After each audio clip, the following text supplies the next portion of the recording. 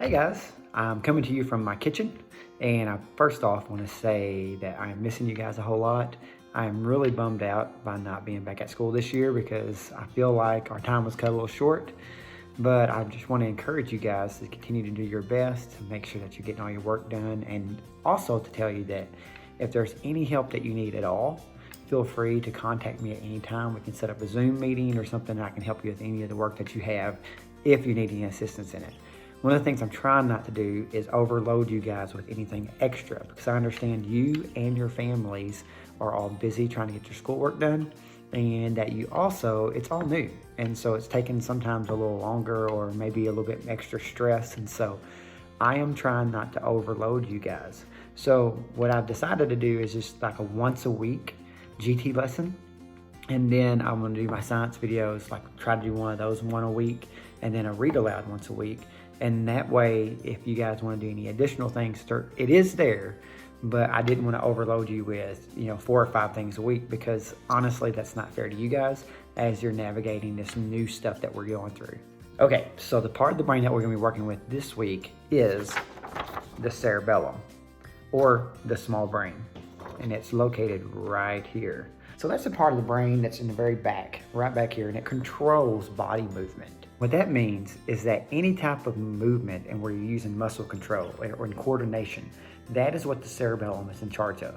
It's also in charge of motor tasks. So what it does, it takes messages from your nerves and from your senses, and it figures out what to do with those messages. The main thing it does is control movement, and particularly correcting errors within your movement. So like balance, let's think about that for a second. So if you're standing on one foot, you can feel your body constantly correcting. That is your cerebellum actually correcting the errors so you don't fall down. Balance and movement uses muscles and joint position, and so your cerebellum is telling where to be in order to actually make that movement. Matter of fact, balance and like muscle coordination, I've got a really good video of Carter riding this bike that I want to show you right now, and that way you can kind of see what's going on with his body. All right.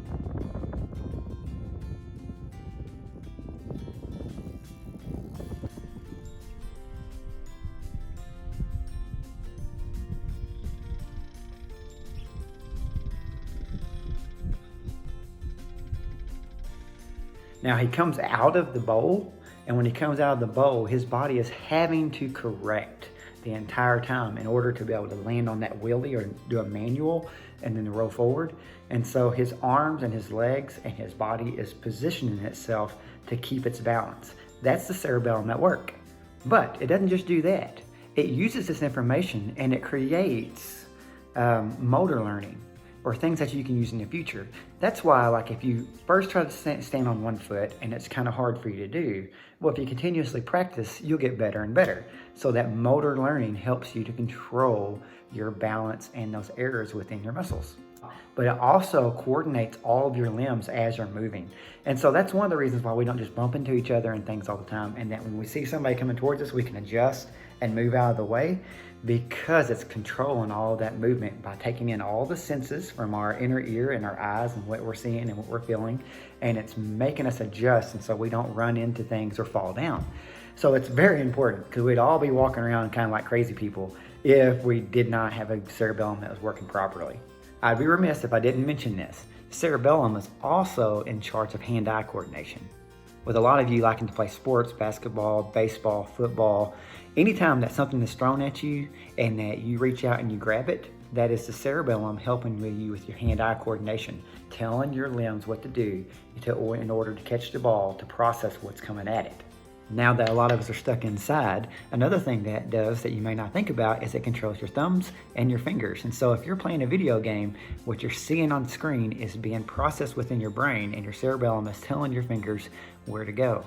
And talking about muscle learning and learning coordination, you got motor learning, you got to think about when you first start playing a video game, sometimes they're kind of hard. You're not very good, but as you practice, you get better and better, because your muscles already know where to move in order to get your character to move on screen. So my challenge to you, if you choose to accept it, and I totally understand if you can't, because a lot of you are busy, is to come up with something that shows me you using your cerebellum. Maybe it's you trying to do balance or yoga. Maybe it's you playing a video game. Maybe it's you playing ball outside or riding a bike. I would love to see activities that you guys are doing using your cerebellum. All right, I'm gonna let you guys get to it. Make sure you're finishing all your schoolwork. That's very important. If you have any questions about that work at all, feel free to email me and we can set up a meeting and I can help you out with any of that. I am always available to you guys. I have tried not to overwhelm you with a bunch of stuff because I know this is kind of overwhelming anyway. But take this time to really just enjoy being with your family. This is an opportunity that we get to be together. So I'll see you guys soon. Have a good rest of the day.